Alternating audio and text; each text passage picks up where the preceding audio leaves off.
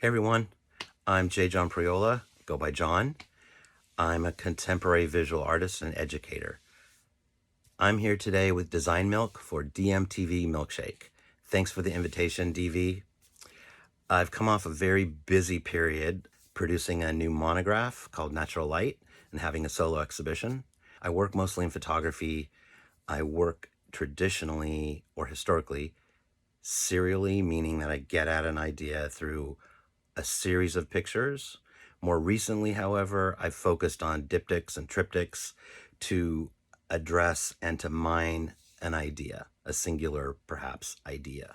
I photograph inanimate objects, nature, architectural elements, all to get at people and portraiture. I feel like I'm making portraits of people through these objects.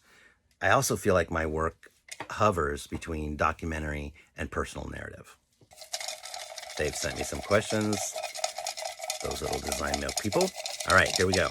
First question.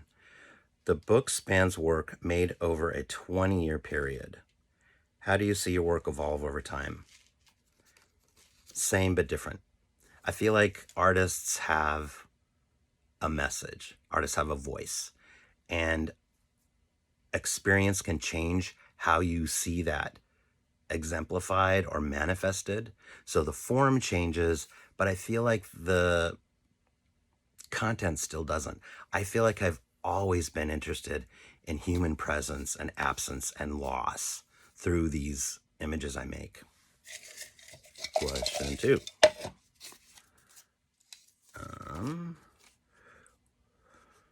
What do you still have left to learn about making pictures? Everything. Every time I want to make a photograph, I feel like there's a new discovery. It may not be the technical or the mechanical aspect of it, but it's a new discovery of seeing and being in the moment and personally expressing what I want to say. Tell us about your favorite image in the book. That depends on the day. It changes. I love every one of those images in that book.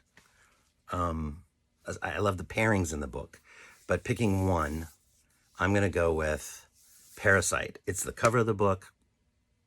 It's the last image in the book. It's a picture of lichen on a tree branch where there's lots of green, new little leaves surrounding this dead branch. Absence, presence, metaphor. Okay. Moving on. Question 4. Can you describe the first photograph you took that made you think you could be a photographer? What comes to mind is when probably I was a teenager. I took the album, the inner sleeve of a B-52's album. It was green leopard skin and a pair of my sister's shoes, and I made still life pictures. I wish I had those pictures right now today. You got to save stuff. Is San Francisco a good place for artists right now? Ooh, doggy. That is complex. You probably read things in the New York Times about the area.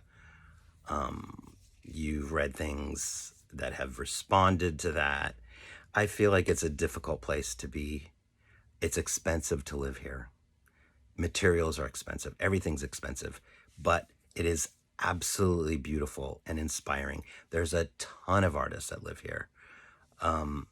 You could probably say that for a lot of cities and a lot of places. So it's a challenge to be an artist. It's hard to make a living at it. I'm going to leave it at that. Okay. Do you have a favorite plant in your home or in the Bay Area at large? Again, what day is it? I'll have a particular plant on each day. But I'll say this. There's a California native succulent called Dudleya, and it grows in little crevices and rocks. It's really beautiful. It's a blue sage color. I'm going to go with that one today. Tell us about how your mother experienced the natural world. Ooh. All right. So my mom was raised, she was a city girl. She married a farmer, moved across country, learned a whole new world. But as I say in the book, she really is responsible for why I was able to get a postgraduate degree, get an MFA in what I really wanted to do. She did that by being an entrepreneur, realizing that farming doesn't earn a lot of money, but planting tree seedlings, and by the time her children grew up, she could sell them to landscape companies for money. Okay, last but not least, I hope it's a good one. What was the last great photograph you took? I did not plan this. The last great photograph I took.